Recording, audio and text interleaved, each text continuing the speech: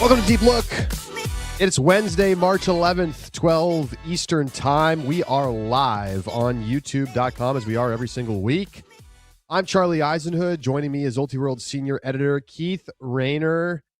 Keith, none of us, I should say neither of us, and really none of us in the Ultimate Frisbee community is ever going to drop 80 plus in an NBA game the way that Bam Adebayo did last night. Are you serious, Keith? What is this? And that's the main topic of today's show. We're going to rank all Ultimate players based on the likelihood that they will drop 80 plus in the NBA. No, did everybody, I feel like everybody I've talked to found out the same way I did, which was somebody sent them a message like, hey, you'll never believe what's happening right now. And you looked at your phone like, are you kidding me? I mean, I was trying to think of an Ultimate Frisbee comparable for this. I mean, this is like, you heard that Mary Rippey just had back-to-back games with 10 combined goals and assists at Nationals. This is Dave Seeland just had 13 assists in a win. This is astronomical. Like, there's no way that you're being for real right now. Yeah. So, it was crazy. 20 for 43 shooting. 36 for 43 from the free throw line. That's where the comparison needs to start happening, Keith. There is no comparison in Ultimate. There's no such world. It's like if there was a language yardage penalty assessed before every point of the game, and then someone picked up from the brick and threw at the goal every time. Like that, it's ridiculous. What if there was a free throw in Ultimate? What if, if you were like, if the other team got a card or whatever, you got to, their defense could not move until you release the disc. Like the offense could move, and you could then release the disc, and then the defense can move. So there is some risk. Like if you're 70 yards away and you just throw a huck, you still might get blocked. So it's not like completely free, but you're getting a pretty big offensive advantage for one throw. Yeah, I don't know if it's going to work for our sport, Keith. Let's get the set style finals before we get free throws. Okay. TJL says closest comparison I can think of is Caleb Enright totaling 12 scores in the 2021 D3 pre-quarters. That is a deep cut. Yeah. We love it here though. That's what we're here for. Deep look, deep cuts. All right. Speaking of deep cuts and speaking of D3 and not D3, Davenport has made the decision. They just made the call. Well, I don't know what I'm looking at here. I was expecting something else, but they're going D1. This confirms it. They've got Division I Ultimate Frisbee athletic scholarships available now. And so they made the call. I think it sounds like they were on the fence. That's what the word is on the street, that they were not sure whether they were going to go D3 for this postseason or they were going to go D1. They've opted to go D1. And, they're probably going to have to get through Michigan now in order to get to Nationals. I don't know. I feel like for their reputation, they kind of had to do this, right? Like imagine the mockery if they had backed out after last year, like after all the chatter last year, like that would have been tough to live down. Even though it's not the player's fault by any means. And the scholarships are literally the same, but now they've gone from D3 to D1. I mean, it's just better. It just got better, right? Michigan ranked 32 in projected rankings. Davenport ranked 35. So, I mean, I expect that to be a great game. And there's a bunch of decent Great Lakes teams. Like, I don't think it's any lock that Michigan is going to go to Nationals, but path just got harder for sure. Davenport going D1. Subs, let me know. Let me know in the chat or thumbs up the video if you think that we should send Charlie in one of those undercover videos where he pretends to be a high school recruit and goes to Davenport recruiting session. We'll like give him a wig. We'll like do some de-aging those technology here. Are like NFL players. I am not an NFL equivalent Ultimate player. Can we get like, I don't know, somebody from Revolver to go? Simon Higgins. It's got to Yeah. be someone who's definitely not the right age, right? Wow, this guy's huge. uh, all right, let's see. Before we get to the Western Ultimate League, which starts this weekend, we are going to take our trivia question of the week. Let's go.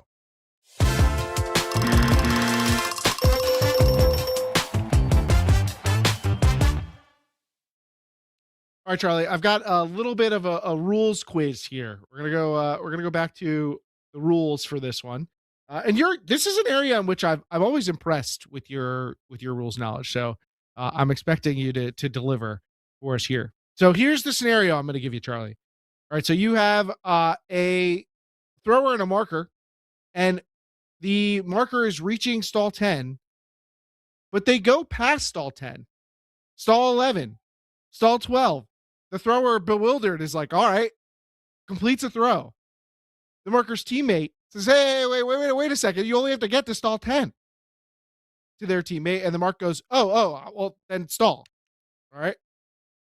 What's the outcome? I think that as long as you've gotten to the T of 10, which is explicitly mentioned in the rules, that you've reached the stall. Now, the question, of course, in this case is if you haven't actually made the call before the throw goes up, does it matter? I think by the spirit of the rules, clearly that would be a stall and it would be a turnover. Come on now. I get the buzzer. I haven't even finished explaining myself, but whatever. Okay, fine. Give me the buzzer. Tell me the explicit outcome here, Keith. There's no way that like you're actively cheating if you try to deny that that's a stall as the other team.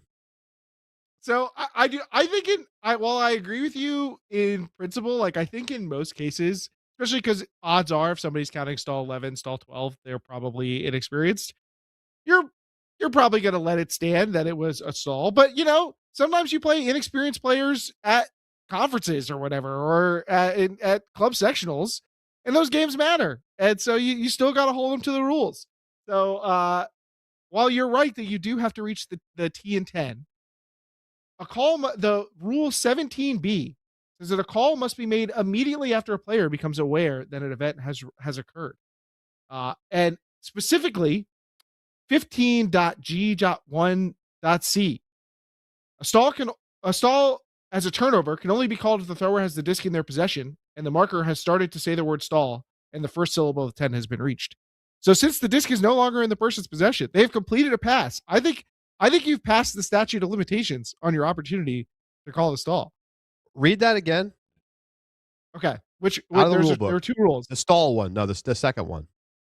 A stall as a turnover can only be called if the thrower has the disc in their possession and the marker has started to say the word stall and the first syllable of the number 10 has been reached.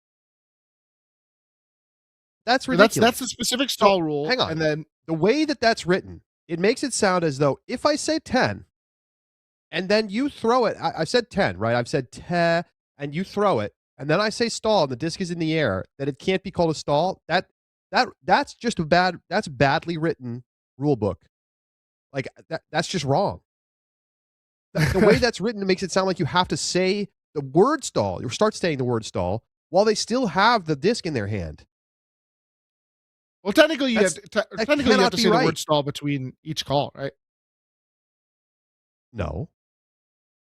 You just have to count. I mean, maybe I have the wrong text here, but I'm sure we will get checked on this. This is still not a stall, though. Did you chat GPT it, Keith? Don't tell me that you AI slopped this. Yeah, I slopped it. No, I made this scenario up myself, but I'll pull up the rule book. Put that into Google right now because the people in the chat are getting mad too, because that's ridiculous if that's how that's written. No, because a lot of times stalls are happening as bang, right? It's like 10 and the throw goes up. You're mixed up in the text of this rule about the stall. This doesn't invalidate the actual trivia question, which is that it's not a stall because you didn't make the call immediately. That's a different. There are two different. Well, now we're on to a new trivia question. The new trivia. As Reg Rigby says in the chat, you have to say stalling or stall before you say the first count. Stall one, stalling Okay. one, Yes. and then you just count.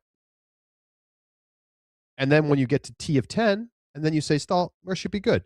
You shouldn't have to have the thrower have possession and start saying the word stall. That's adding essentially 11th count. Are you sure you don't are you sure you're not misreading this and it doesn't it actually should be read as like you need to make you have to say stall in the first count and then later in the count say 10. Is that All right. Well, I don't even know. Yeah, you got some AI slop text here, so I don't trust anything you're telling me right now. But we're gonna okay? find it before the end of the show. I will get the actual copy here and I will read it and we will clarify together. But let's keep going right now. Um, it's time for our Western Ultimate League season preview. We are ready to start the season. We get it going this weekend. And we've already we've taken a look at some of the rosters already, Keith, but we've got a little bit more data now. The A season full roster. begins with 3 games, 2 on Saturday, 1 on Sunday. It'll be Bay Area at San Diego to kick us off. Should be a great game. And then Utah at Arizona on Saturday night. And then Sunday afternoon, we've got Bay Area at LA. So it's a back-to-back for the Falcons. And that will kick off the season. Colorado and Oregon and Seattle will start their seasons next week. Should be an awesome start to the year. What comes to mind when you think about this upcoming WL season, Keith? Oh, I will say that this people are freaking out about the Bay Area roster, and it's justified. The team looks stacked this year.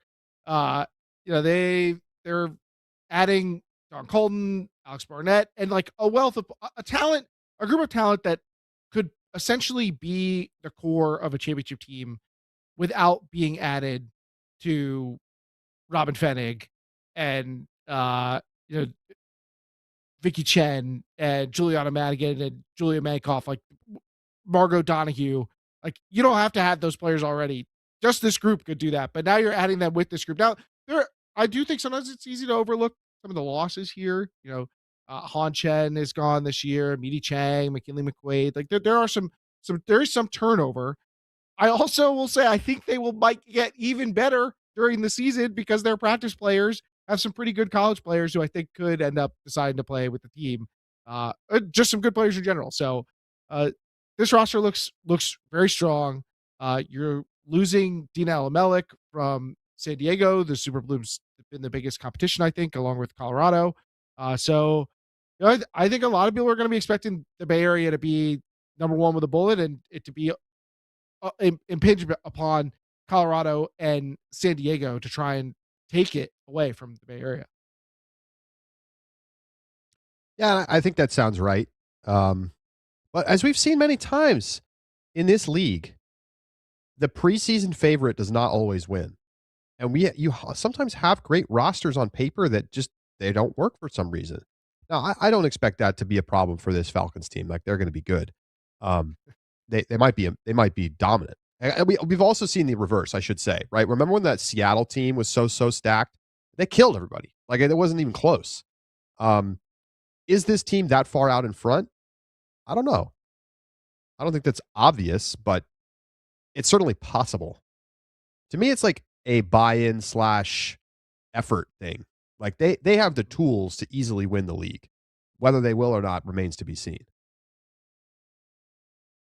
Yeah, and 8 game regular season is longer, and it's going to require that buy-in. So I think that there's real justification. I don't think that this team is like a runaway. I think there's simply San Diego has too much continuity and it's too good to just ignore. And for the most part, you could say that about Colorado as well. So I think that the challenges are going to be out, but I think this is easily got to be the favorite coming into the year. Yeah. I totally agree. Primarily bring back all of the key veterans, and then adding some players like Don Colton means that they're going to be very difficult to beat. And it's hard to just, from a straight talent perspective, see another team beating them. So we shall see. Keith, like who are the primary contenders after that? I think you got to look at San Diego, of course. We have talked about them for years, and mostly, like, aside from losing Dean Alamelik, a lot of this contingent is back, and we have seen how good they can be, and there's so much continuity for them that it makes it feel like the floor is just so high for the Super Blue. Obviously, Kayla Helton has been one of the most dominant players in the league, Yep. but they bring back Kelly Uemoto and Avery Jones and Rebecca Ellis and Tori Gray, like Christian Pajunas, Abby Schiltz. Like, there's a lot of names here that are already well established with this group. They have a clear identity, and they're adding good players too. They're picking up Laura Blumey and Kira Krujnikova, Megan Maxfield, so Naomi Guzman. Like, this is a good team. I think they could be. It's hard to say. You lose Dina Elmach. It's hard to feel like they could be better than last year, but I think they could be. I think that's on the table for them. But the Bay Area just got so much better. Yeah. I mean, I think it is possible in my mind that the loss of Dina Elamelik is being somewhat overstated. I do not deny that it's a big loss, but in many ways, the additions here for the Super Bloom and the continuity that they have make me feel pretty good about them. Like Laura Blumey coming off to Callahan, Megan Maxfield, amazing defender. Kira Ruzhnikova has been like a strong player for the Wild for a long time. I think that this could be a really good team, and I do not think it's out of the question that they win again. I think it's very possible. Like, not having Dina hurts, but I feel like the league is won and lost by the quality of your offensive play 1 to 7, not like whether you have a star player or two. And it's easy to get focused on those stars when it's really the players from 4 to 7 on your line that determine whether you're able to succeed or not. Like, just having a superstar does not win you games in this league. It doesn't, but having like 4 or 5 has It's kind of helpful. been part of the Super Blue magic. No, So no you doubt. take one of those big pieces off the chessboard, and suddenly it's getting a little bit harder. Yeah. Um, Elsewhere, I mean, I think you have to at least consider the Alpenglow. I just Of don't know if course, they quite have enough depth of talent. Obviously, some great players at the top. I think they add Alex Guy, who's coming off an awesome club season last year with Molly Brown. Um, Still plenty of talent there. Abby Thorpe, of course, Jade McLaughlin. But down the board, they're just not as deep as those other two teams. They don't have quite as much defensive depth as they did a year ago. So I'm just uncertain about this team. I think they could maybe show that they're going to be competing for that top level, or they could take a step back into tier two. I fully expect them to be in tier one and to be the big favorite in their division. Maggie O'Connor, well traveled, just added another team to the collection here. But they also returned Blaise Sevier, Alicia Dixon, Rena Kawabata had a great year last year. They're adding Emma Williamson. I think obviously they have the star power with McLaughlin and Thorpe, Ari Nelson, and Blaise Sevier and Alex Guy potentially could be a really nice defensive combo to build around. So I fully expect this team to be in contention. Losing Rory Veltman and Megan Maxfield and Robin Fatsi-Carmen, those are pretty big losses. Veltman was like one of the best players on this team last year. So it's not like they didn't lose anything, but strong additions, strong core. This team is fully stocked to contend again. But I think the teardrop comes after these 3 teams. Are there Is there even another team that can compete? I'm not so sure, to be honest. This used to be like the I, league of total parity, and I don't think it is anymore. I will be stunned if a team outside of these 3 wins the championship. I will be absolutely floored by that. Yeah, yeah, I agree with that. Seattle, not what they once were. Uh, Oregon looks solid, but is trying to integrate a lot of young players. The Astra Sidewinders just not quite good enough. And then Utah is like looks like a YCC team. I mean, it's like there's a lot of unknown, young, up and coming players. I think they're going to have a hard time. I mean, like half their roster is first year players, so we'll see what happens. You know, Lily Terpstra, who how old is Lily Terpstra? Like She going to her 21? junior year right now? Yeah, Yeah. and she's a 4-year player on the team, and now one of the most experienced players. So, it's going to be tough for them to make a push, but I still think they have And the is best coming off branding in of the league. So yeah, me too. we'll you can rock a They'll jersey. so a moment to salute Paige Kircher, not with the team this year, but has been like one of the stalwarts of the league and is one of the most productive players in league history. But yeah, I mean they lost more or less all the grown-ups in the room. Yeah. So this is a very, very new squad. Maybe that works. Maybe that works for them. Maybe that they've got some youthful energy that, we see it sometimes where teams, they have a bunch of turnover, they take on a new identity and, they just kind of out hustle teams and, maybe they could do that to steal some wins, but it's, uh, it's, it's a lot of unknowns and question marks, for the Wild, with this group, at least this season. Um, Schedule. I love the way they do their schedule in the league. They play home and aways with the teams in their division, and then they play, I think, it's 2 games out of division. Um, I really like the set format of schedule, and I wish other semi-pro leagues would do the same thing. Like, I think the UFA is hurt by the very inconsistent scheduling from team to team. It just feels less fair. So, shout out to the WL for having like a really nicely designed schedule and build out. Um, should be a fun season. Who you got winning the whole thing? Now that we've seen the full rosters, you taking Bay? Um, do we not have a location for championship weekend yet? Every year we talk about how it feels like being the I home thought team we at championship did. weekend No, it's is Portland. the It's perfect thing. Portland. Portland, okay. Yeah, I'm not taking this that Soar is they don't look bad, but very new. Lost a lot of the, kind of leadership, the core of the team from last season. Um, yeah, I mean, I'm not gonna I gotta bet on the Bay here. The talent and the experience. I don't think it's gonna be easy by any means. I feel like it sounds like I'm overstating that. I think they are in the same tier with the Super Bloom and the Alpenglow. I just think they're at the front of it. So ultimately, maybe that means I should take the team in the other division, but I think I'm going to stick with the Bay here. I just think you got to play the odds and look at these rosters, and like the additions for the Bay are just way better than the additions for other teams. If anything, it feels like other teams are getting slightly worse, and the Bay is clearly getting slightly better, if not noticeably better. So, yeah, I'm definitely taking the Falcons to win the title. I think the question is who faces them in that game. I'm going to take San Diego though. What a game! We kick off the season with Bay San Diego. You love to see it. Yeah, I mean, if you're asking like who do I think is making the championship weekend, like obviously I'm taking the Super Bloom and the Falcons, uh, and the Alpenglow, and then it's kind of the last team.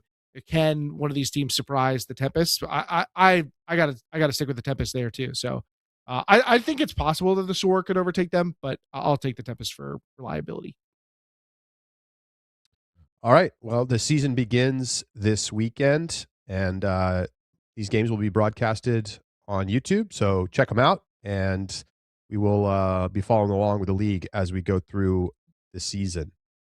All right. Anything else, Keith, or should we take a quick break and then talk some college?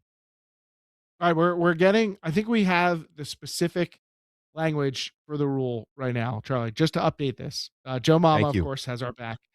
Uh, if the thrower has not released the disc at the first utterance of the word 10, it is a turnover. The marker loudly announces stall and play stops. So, So whatever you were reading is from some outdated version of the rules, yeah, presumably, I think and so. they clearly cleaned up the sloppiness of that text, which I doubt was intended to say what it said. Um, so Yeah, I think the question is it still clear that I'm wrong in the trivia? I Like, still think that this would be a you delayed do call have where to you're call. unable to. Yeah, I need to see the actual rule myself, but I will I think I will take. by rule, it would not be a turnover, but, like, I think in most cases, you would it would be a subjective situation where players are trying to decide, is it too or were you too late to make the call? If the other team's completing a throw and you're 2 seconds too late on a stall call, like, that seems like it's pretty sizable. Yeah. It's an interesting scenario where you could imagine it even it's, like, hard to imagine it even playing out. Like, I feel like even the most basic noobs know that when you get to 10, it's a turnover. I tried to come up Um, with something that felt like a real corner case for you. yes, you found it, and I took the L. All right, we're gonna take a break. When we come back, we're talking college ultimate. It was a big weekend. Northwest Challenge Men, Stanford Invite Women's, and we've got the Stanford Invite Men's tournament coming up this weekend. We'll be broadcasting that live. Stay with us. It's Deep Look.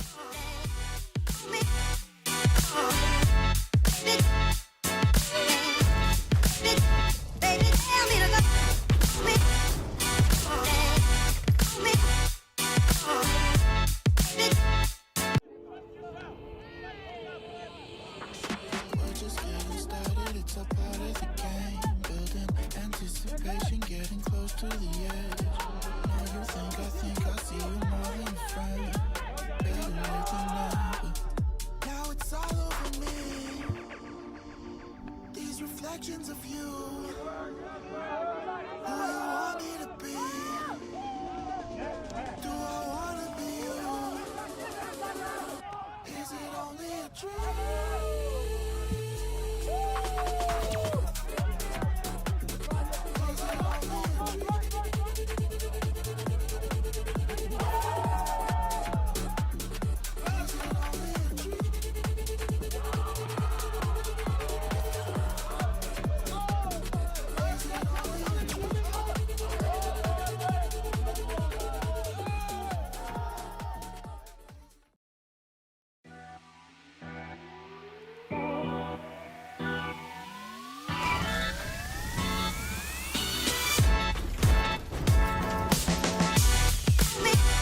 Welcome back to Deep Look. It's time to talk about the evil empire. And I'm not talking about Northwest Women's anymore, Keith. Though you could, probably, still. The New York Empire have signed the consensus best player on earth, Don Desmarais, who was on the MVP podium last year, lost out to fellow Belgian Toby de Crana from the Boston Glory. Of course, Boston winning the title. But Don signs with the Empire, Keith. Chicago Union lose out in the what I'm sure was a fierce bidding war for Don's talents this season. And, he was considering not playing in the UFA in order to focus on Mooncatchers and the upcoming World Club Championships this summer in August. But, New York has a way of convincing players to come and play with the cash dollars. And so Don will be in New York. Empire right back in the thick of the championship conversation. Yes, Keith? Of course. I mean, what else can you say? He was not their only good signing from the roster announcements, but obviously a headliner. And what the heir apparent to the Jack Williams throne was very similar style of play, and they get to play together. So yeah, I mean, the Empire are going to be in the thick of that conversation.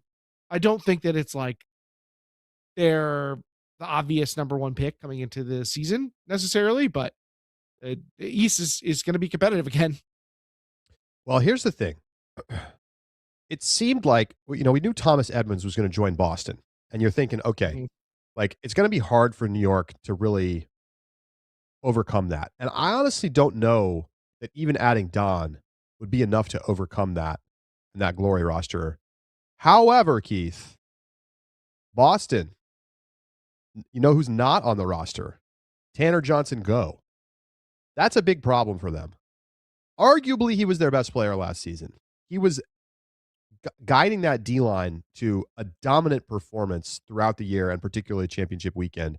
And if he doesn't play with them, I think it really does hurt them like in a meaningful way. Glory's still going to be really good.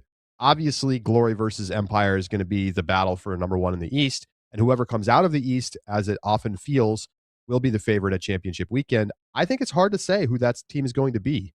I mean, New York looked like they were going to be good last year, and they weren't really all that good. But Don has a way of solving problems for teams. He pretty much does everything and never turns it over. So that's a good skill set. It is. He puts up Bam Adebayo numbers out there. So he's a nice ad, of course, for the Empire. Were there any other big names you saw that you wanted to mention from the UFA roster drop? Yeah, the full rosters are out now. Well, I think a lot of these we already knew. The What are the big ones? I mean, I was really wondering what Oakland was going to look like, and they look really good. They have a lot of revolver players. They bring a lot of guys back. They won't have Mac Hecht, but they have basically all the other big star players from that revolver team that just won the national championships. I think they're going to be really tough out west. I think we found out about this a couple days ago, but Will Selfridge and Pat Earls will be playing for Atlanta. So that'll be pretty interesting. Selfridge feels like a really nice pickup and should keep them humming on offense. But they're going to have a tough time still in winning that division. Like, the Flyers are good. Austin looks pretty good. They're bringing back Matt Armour, Evan Swiatek. They're picking up, funny enough, Ryan Drost. Of course, a longtime Empire player, great defender. He's certainly in the later stages of his career, but he's still a really good defender, and he's the all-time blocks leader in the UFA. I reacted to that news by posting a gif of Shaq playing for the Phoenix Suns. I tried really hard to find Hakeem Olajuwon playing for the Toronto Raptors, but alas. What? Anything else, Keith? I mean, there's lots of depth things, and you're kind of like wondering, are they going to re-sign all the people? But not a huge surprise here. Besides, for me, Johnson Go not coming back is probably the biggest surprise of all.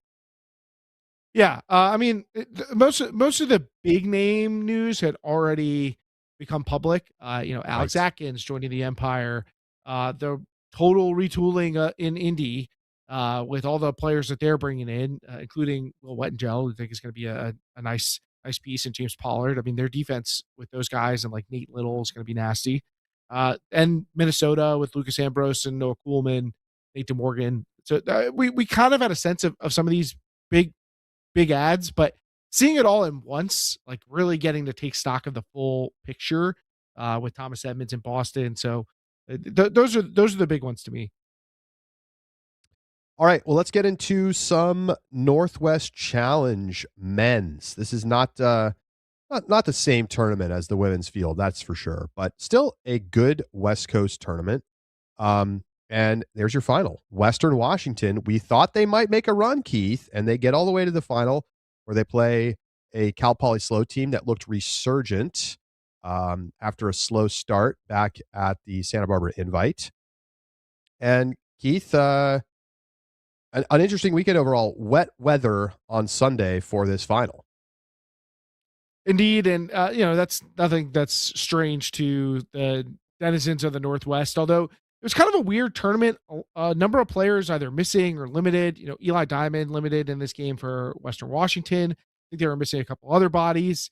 A bunch of players missing from UVic, another one of the semifinalist teams. Utah was missing guys. Like there were a lot of missing players, which made for kind of an odd tournament. It's hard to really know exactly what to say about the final outcomes, aside from that, SLO looks back to how we expected them to look, like clear top 10 team, unclear if the ceiling is like really at a championship level, but a team that looks like they have a high floor that could put them into quarters and beyond. Yeah, no doubt. No doubt.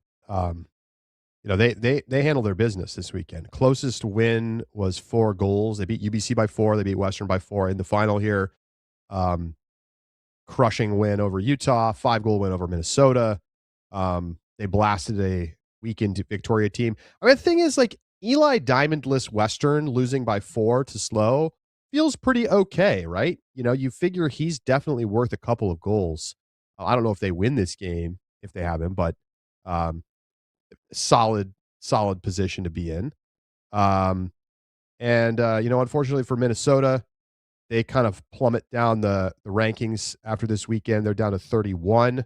So North Central really hoping that Wisconsin keeps things moving at Easterns and holds on to that second bid, because that's going to be their lifeline, with Carleton obviously just way out in front in the North Central. Well, at Easterns, they got Stanford Invite this weekend. We're going to be talking about them in a second. You're absolutely right. I think probably looking at, to me, a theme from this past weekend, which was traveling out to the West Coast, maybe a bad plan for a lot of these teams. Did not go so well. Although the rankings can be kind even when the records may not be. So it could be a different story as we look at how the actual final scores are going to fall when it comes to earning the bids. So ultimately, Slow gets a comfortable victory this weekend, and we're continuing through these highlights here.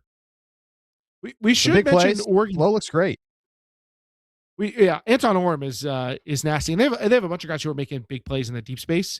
It's fun to see them play with a little bit of explosiveness.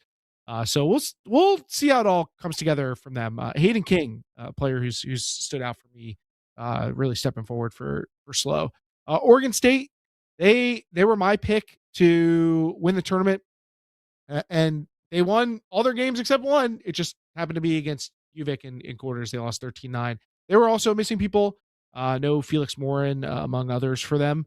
So incomplete kind of grade when you're looking at strange tournament. These Northwest top 10 teams, Western and Oregon State, chief among those. But inconsistency from UBC and Washington and Utah. We mentioned UVic. Like hard to know exactly how the Northwest could shake out at regionals, because it feels like we just don't exactly have a sense of the pecking order after Ego. I'll make my 2 early picks right now. How many bids are they going to get? Are they going to end up with 4? What do we think? I think they're going to get 5. Wow. They're in a decent spot to get 5. That's for sure. I'm going to go Oregon, Western, Oregon State, UVic,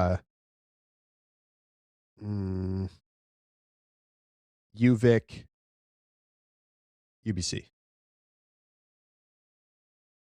Am I not giving enough respect to UVic? Are you not giving enough respect to Utah? Washington. Fair enough. Like, we did this. We did this whole song and dance with Utah last year, right? I'm fading Utah. That's what I did last year when they, mucked around in the regular season and then they showed up to regional. So, they're the team that gives me the most pause. I could see UVic. I feel like UVic has played their way into being in the tier with Western Washington and Oregon State behind Ego.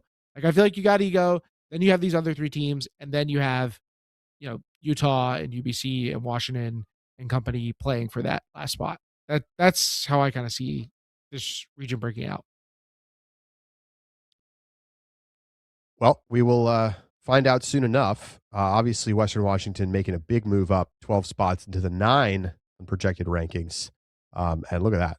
4 top 10 teams from the Northwest. And they also have the last team in and the first bubble team out with Washington. So they had 2 more teams in the top 25. I know. They're actually capped out. I'm realizing right now, because Texas gets the last bid of the South Central because they're capped at 5. Crazy. All right, let's talk some Stanford women's, Keith. It was kind of like a West Coast plus a couple of teams from out east, Vermont, Wisconsin from the North Central, and Virginia making the trip. And for the most part, the West Coast dominated. I mean, I think all West Coast teams in quarters, plus, no, yeah, that's right. All Southwest and Northwest teams in quarters. And it was a Washington getting through to semis. They were the only Northwest team to get through. Otherwise, all Southwest teams. And it was an all Southwest final between UC Santa Cruz and Stanford. And Stanford didn't bring their best, Keith. Santa Cruz looking really, really sharp. And they roll out to a 13-8 victory, which is probably going to be nice for them because they're going to get the 1 seed at Southwest Regionals most likely after this. I think this we could be looking at 2 1 seeds at nationals. I think this is very possible. I mean, yeah, obviously when you see the 2 and the 3 in the power rankings, like if we get the Southwest final between these two teams, which is not a guarantee, even with all that, I think the Southwest depth also looked really good. I think UCLA, UC San Diego, UC Davis, Cal Poly SLO, all those teams had good moments. Even UC Santa Barbara went out to beat Vermont. So like you're talking about the 5th and 6th best teams in this region. Southern California, Cal had some highlights. Like these are this region is deep. Like it maybe not all 5 of the top 5, not all 5 of the bid earners are going to necessarily make nationals. And I think it's possible that another one of those teams breaks in to make the finals. But I think one of these 2 teams is going to win this region. And Santa Cruz has done nothing but look like the goods so far. Yeah, no doubt about it. And you mentioned they could both be 1 seeds. I mean, they will, assuming that there's no big upset at regionals. And if Carleton, UBC, Santa Cruz, and Stanford all finish at the top of their region, of course, with whoever wins the Southwest will get likely the 3 seed at nationals, and the loser, assuming they meet in the final, will get the 4 seed. They're over 200 points clear of 5th in the rankings, Colorado. Like they've been in that top tier. What happened to Stanford in this one, though? I mean, even if you thought Santa Cruz was going to win, which I think we both picked Stanford, right, Keith? This was not the same Stanford we saw, it feels like, at Presday. Wow, hard foul there. Jeez. Yeah, I was really shocked that did not get a card during the actual game. So very, very surprised that contact didn't generate a call. I actually had Washington winning this one. They disappointed. Right. You had Stanford over Santa Cruz. We both had Santa Cruz in the final. Yeah, honestly, the Santa Cruz defense rather gave Stanford some trouble. They generated some quick scores off of these Rachel Chang to Kai Aguero's deep streaks. I think there were like 2 or 3 of those.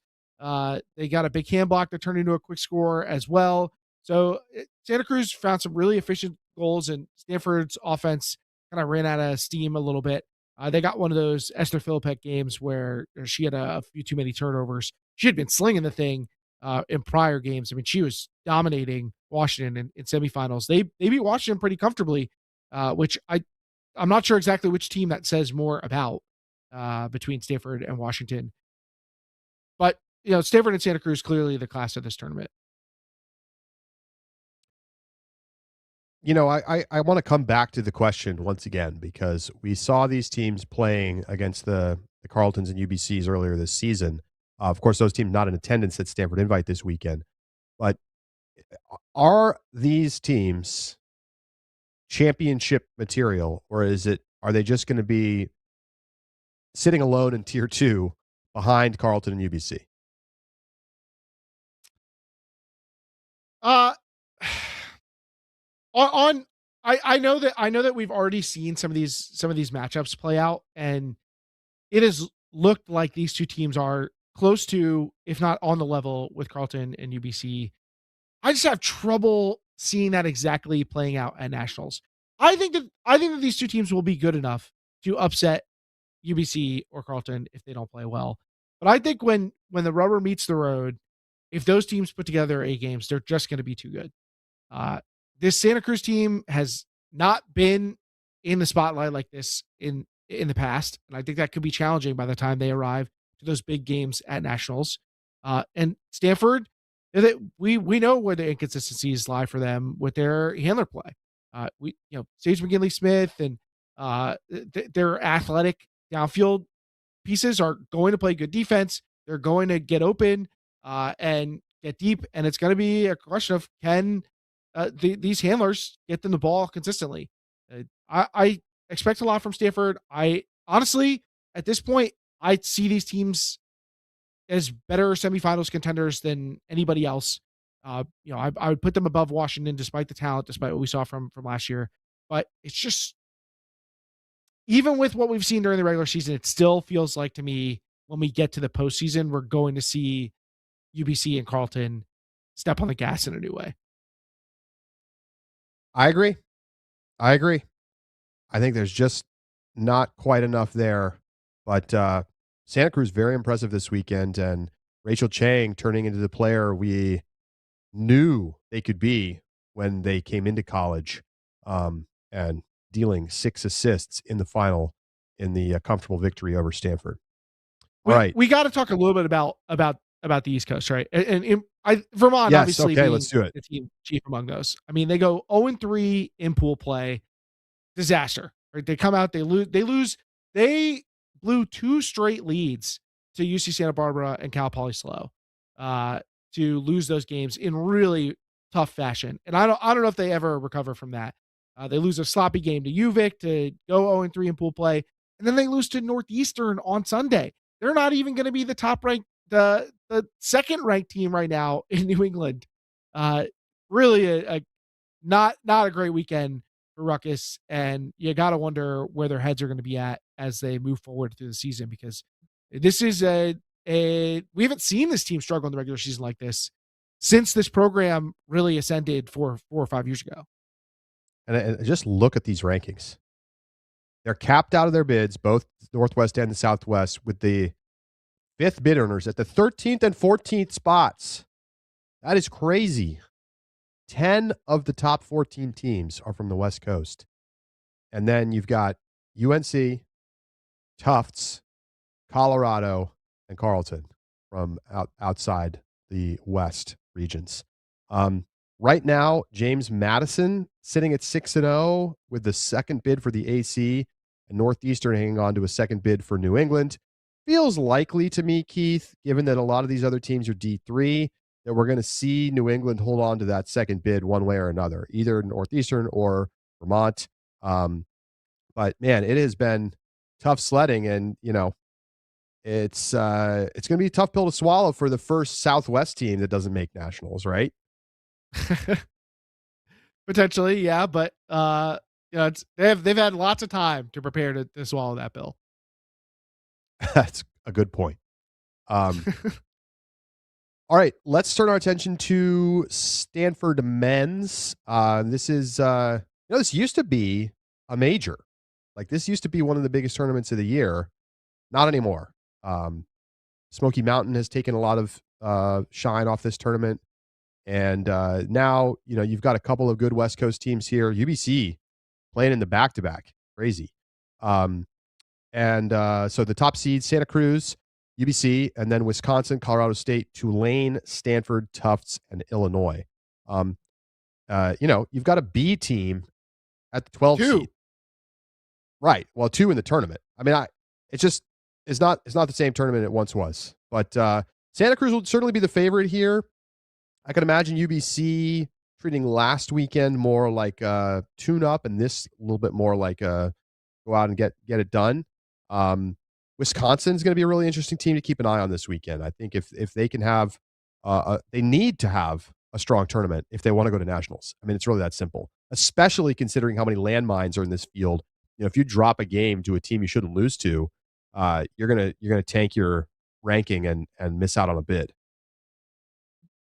Yeah, I mean, definitely to me, the conversation about this tournament, like UC Santa Cruz is going to be far and away the favorite, and then I think UBC and Wisconsin are going to be the teams most people are looking at to be the other finalists. But you got a bunch of teams traveling from out of region who could potentially impact the bid picture, with Colorado State, Wisconsin, Tulane, Tufts, all in the top 8 seeds. Illinois also, so a bunch of guest teams, a couple of strong D3 teams is a little subplot. But yeah, I think that those teams maybe outside of the bid picture, Colorado State, not, they only have 7 games on their ledger, and are, right now at 28.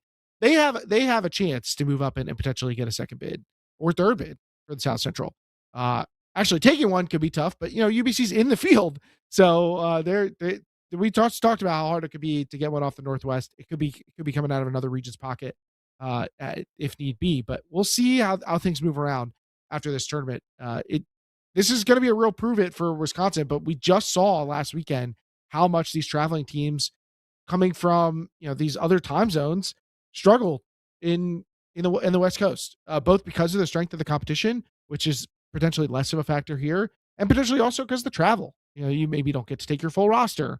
Obviously, you're dealing with the time zone differences, and you're sleeping on the road or whatever. So we'll see how these teams perform. It could obviously be a one sample size weekend is not necessarily telling of how every team's going to perform, but it was not a hospitable weekend for those visiting the West Coast last weekend. So it certainly could be the case that we see that again this weekend. One of the things I'm watching for this weekend, I need to see Santa Cruz absolutely take care of business. Like they should dominate this tournament.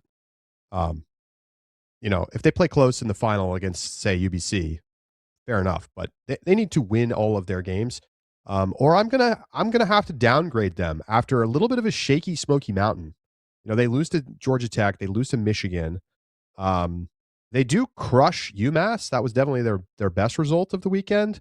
And I don't hate seeing them losing to Colorado and Oregon at SMI, but I need to see more from this Santa Cruz team if they want to be like clearly looking like the number 6 ranked team that they are right now. And this field should present them no problems. So I want to see Santa Cruz dominate. I agree with what you're saying, but with an asterisk that what incentive is there for them to really go out there and crush at this tournament? I think they're pretty safe from a bid standpoint and have to feel pretty confident about how they could perform in this event. I don't think they're going to phone it in and like not play their starters or anything like that. But I also could see them being a little more developmentally focused than most teams in March might be. They're in a pretty safe position right now. Oh, that is true. They've already played 20 games. It's going to be really, really hard for them to lose a second bid. They'd have to lose multiple games to lower ranked teams. I agree with, but I think while you're logically right, I think there's an emotional need for them to go out and crush. And I think they're going to want to feel like, hey, we know we're better than we played at Smoky Mountain. So let's see what happens. Big weekend for Wisconsin.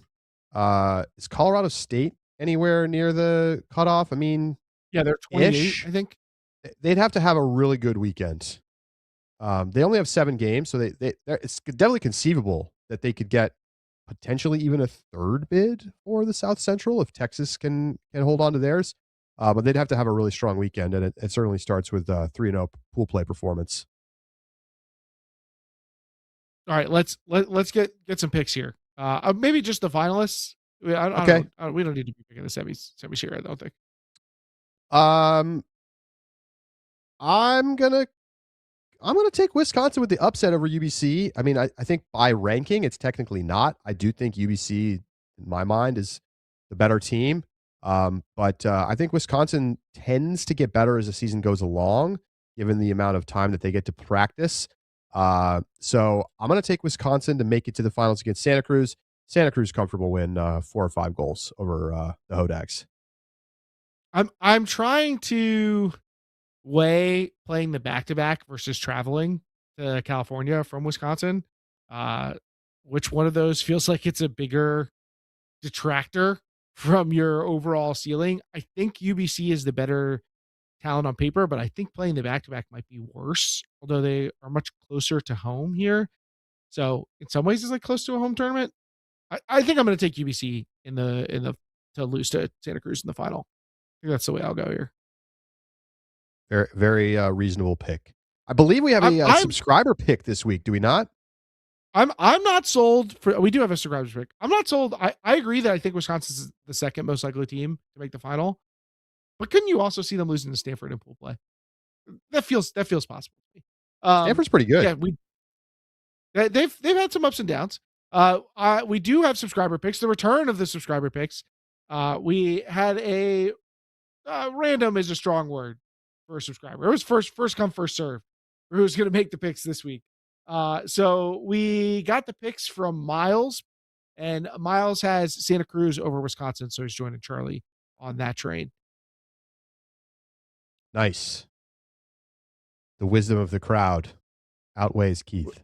The chat asks, Charlie, Brent asks, why did Stanford Invite fall off so hard? Confluence of factors. I think one of the stories is the dominance of North Carolina men's ultimate over the last 10 years. I think that that's pulled the gravity eastward in terms of like where teams want to get reps. And I think it's that in combination with the fact that Stanford has just been beset by disaster tournaments. Like, how many years were they going to play at Stanford campus and then have to move it to Stevenson? Or they were going to play in Fremont and then they had to move it to Stevenson. And the fields at Fremont get completely flooded in disaster and they're like mud pits by Sunday. Like, you can only have that happen so many times in a row before people are like, you know what, I'm just not going to go anymore. So I think that it's that combination. And I mean, it's not like the West Coast doesn't have good tournaments, right? Like, Pres Day has gotten even better. But I think that, Easterns has long been on the calendar. And when Smoky Mountain basically took that early March tournament slot, and I think they give teams free bids, or they made a real push to make that into the tournament that got the strongest teams to come together. And that was the final nail in the coffin for Stanford. And Northwest Challenge gives an alternative for teams who want to decide Don't to want to travel. Traveling to California is driving to California is expensive. So if you're already thinking about Santa Barbara Invite or Pres Day, that may be your one shot at flying to a tournament. And so you're like, okay, we can't do Stanford or Centex is another tournament that fell by the wayside in some ways. So it's a natural ebb and flow. There's a couple of dominoes that fall. All it takes is a few elite teams to be like, we're not going, for other teams to be like, okay, we're not going. And then you just see those cascading effect of that. Yep. But yeah, I agree with Charlie. It's a confluence, and it starts with both the rise of Smoky Mountain and the run of negative experiences to be had at Stanford Invite. For what it's worth, it's back on Stanford campus. The weather was absolutely beautiful in Palo Alto this past weekend. And it looks like it's going to be beautiful again this coming weekend for Stanford men's. I think it's just kind of like a combination of bad luck, and then that pull east because of UNC and people wanting to, before the East Coast teams, the good East Coast teams wanted to go west because that's where the good teams played. And so if you wanted to get that competition in before nationals, you had to go out there. But now you're seeing the Colorados and Oregons of the world flying out to the east to play in some of the tournaments. So. Keith, what's our mailbag question of the week? This week's mailbag question of the week, Charlie. What is the weirdest or most remarkable game to rewatch, or games? What are some of the weirdest games you can think of, or like oddity games? Not just like what's the best game, like what's the crazy games that you feel like people should watch? I immediately have a couple that come to mind to me for this question. Let me hit you with some of the stuff that comes to my mind off the top. Mm-hmm. Double Wide Florida United. Yep. Gotta be on the list.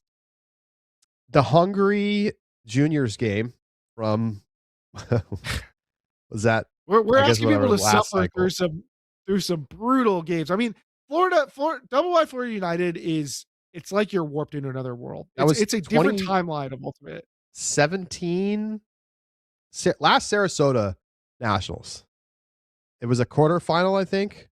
It was either pre-quarter or quarter. I can't remember now. I think it was a quarter. I've just never seen a game. Bad blood. I was on chippy, like horrible. The most like watched people foul baiting.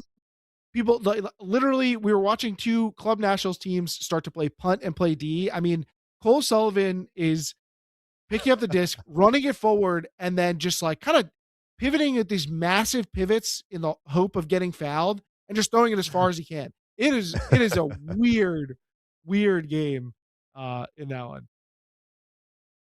Let's see. Anything from the horribly windy Pro Flight finale. Trust me, this is all torture to watch these games. Like 2x speed these ones, because this is not fun. But that's some weird games because it was so windy. They shouldn't have had the tournament. They should have just called it off. It was some of the worst Ultimate you will ever see. Some hilarious turnovers. I gotta highlight one of my favorites. Another game I was on the call for, which was I think it's Mud. I can't remember what the Russian women's division team name was from WCC in 2014. Is that when we were in Cincinnati? Is that Oh, no, whichever not one was that in the long ago. US? 2022. Well, 2018 and 2022. 2018. Okay, I think it's 2018 that we were in Cincinnati, right? Okay. So Both. this is I've never seen the things that happen in this game. Two teams with very distinctly different styles of play, and it comes down to one team says like, "Hey, I think you're cheating. We need to call a spirit timeout." And then the other team says, "No, I think you're cheating. You want to call a spirit timeout so that you can rest more." It is a wild game. We I happen to have a co-commentator who spoke the language of one of the teams and says that the translator is not translating the players correctly. I mean, this is drama unlike anything else. You will not find this in another major event.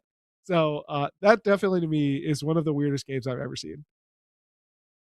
Yeah. Brilliant. Yes, brilliant. Thank you, Joe. Brilliant versus Huck 2018. We just put in the YouTube chat, if you want to check it out, some lowlights from Pro Flight Finale 2015. Max says Sockeye Florida United. Was that also 2017? I think it was. That was that same 2017 Sarasota Nationals when Sockeye was like looking like a championship contender. And then they go 0-3 at pool play and miss the bracket. Oh, man. And I can't forget that one because they had scheduled like cryotherapy for after the games in pool play. And I was just like, oh, man, that's got to be the saddest cryo session ever. Honestly, the emphasis on the cry. 2 years ago, that Minnesota championship weekend game from the UFA that was all windy, that's going to go down there. You had the crazy deflection for Salt Lake. Yeah, Salt Lake. Yes. Joel Clutton. Joel Clutton gets it. I mean, that was a wacky game. I definitely think that could go on your list. I wish I could remember it was like Pro Flight 2013 or something where I think Chain ran back to back snake in the grass. Double snake in the grass. Yeah, like no one's gonna see us doing it twice in a row. Something like that. I can't remember. I don't know if that game was streamed. I think that game might have been. It was just like someone was watching it and reported it, or we saw it on Twitter or something. It was, I remember I love that. They're never gonna. They'll never think we're gonna do it again. Oh man, snake in the grass. It still works. It really does. I did it at Summer League. It still works. It totally works. All right, great stuff.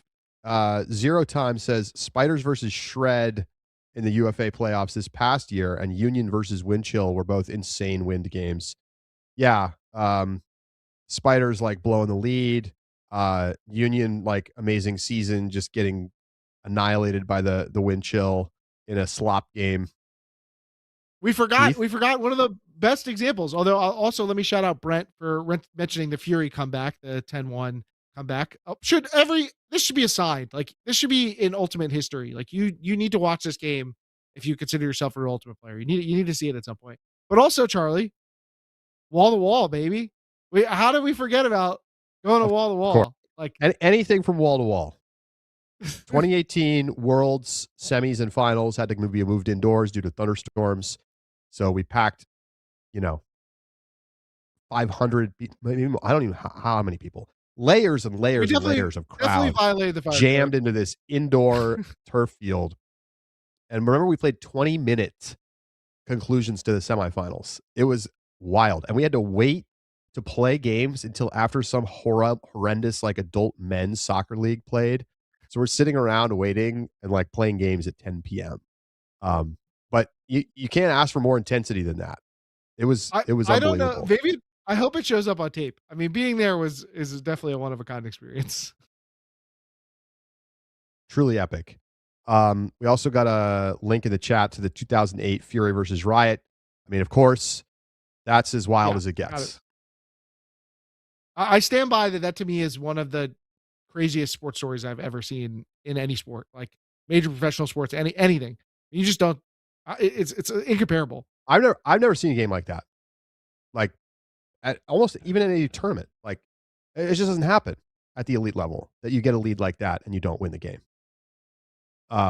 Unbelievable. All right. On top of all the narrative that exists around those two teams anyway.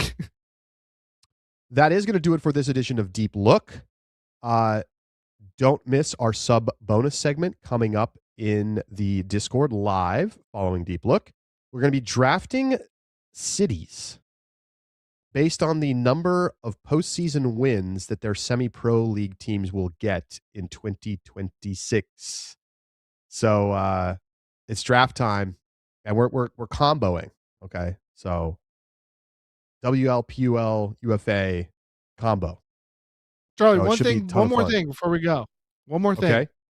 We've got the Stanford Invite Men's streaming schedule for you. Oh yes, thank you. So if you want to catch, see if the picks were right, see if the subs can take this down. We do have a chance to see some of these teams, and I mentioned that Wisconsin Stanford game is a potential upset. We've got that one on the calendar in pool play, so you'll get a chance to see that one as well. That Colorado State Tulane game is going to be interesting too. Tulane looking a little punchy in the Southeast. So tune in for the Stanford Invite Men's this weekend. Starts 8 a.m. Pacific time, Saturday, March 14th. That is going to do it for our show. For Keith Raynor, I'm Charlie Eisenhood saying so long. Enjoy Stanford Invite this weekend, everybody, and we will talk to you next Tuesday at noon Eastern right here on YouTube. Shout out to Underground, representing the A, winning the Georgia State Underground tournament. Our own tournament, you win the invite. Nice work.